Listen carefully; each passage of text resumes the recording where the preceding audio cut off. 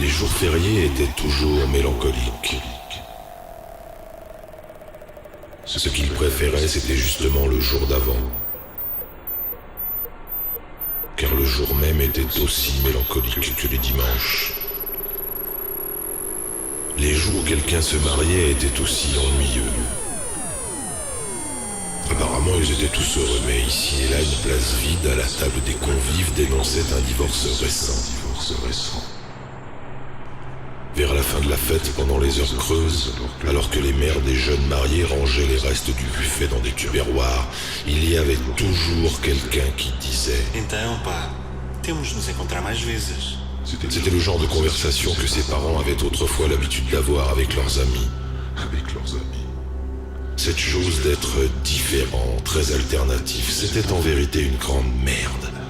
Et rien à y faire. Cet éternel retour est comme le nom l'indique. Éternel.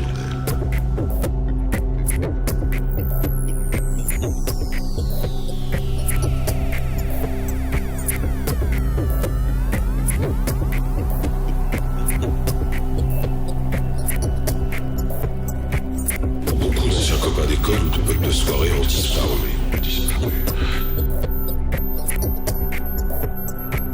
Curieux de constater que le jadis nommé Jean le Tordu était aujourd'hui un chef d'entreprise de la branche de l'illumination, discret, décent et bien marié.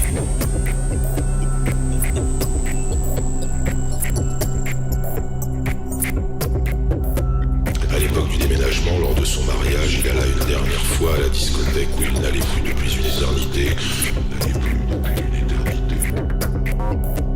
Même si étant adolescent, il passait beaucoup d'après-midi.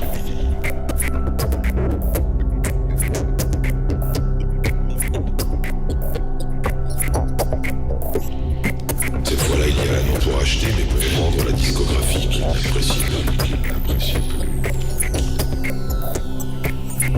Il trouva de bon ton de couper les liaisons avec ses anciens copains de bohème.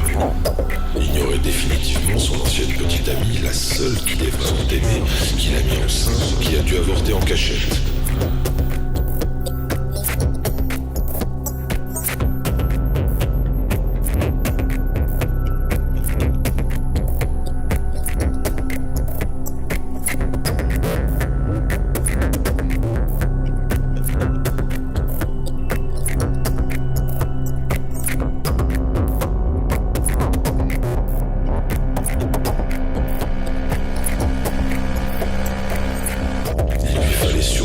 Ce qu'il avait pu faire de mal et s'en convaincre lui-même. Il fallait passer une éponge et vivre chaque jour sans que personne ne s'aperçoive qu'il souffrait. De la même façon qu'il dissimulait autrefois sa gueule de bois devant ses parents en rentrant d'un fou samedi soir. Alors c'est-à-dire vivre tous les jours comme si c'était dimanche. Moi, à ton âge, j'étudiais beaucoup et je savais déjà ce que je voulais. Je ne suis jamais rentré sous et je ne fréquentais pas de mauvaise compagnie.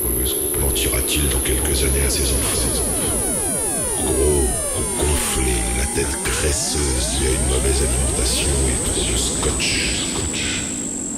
Le cholestérol lui sortant par la laine.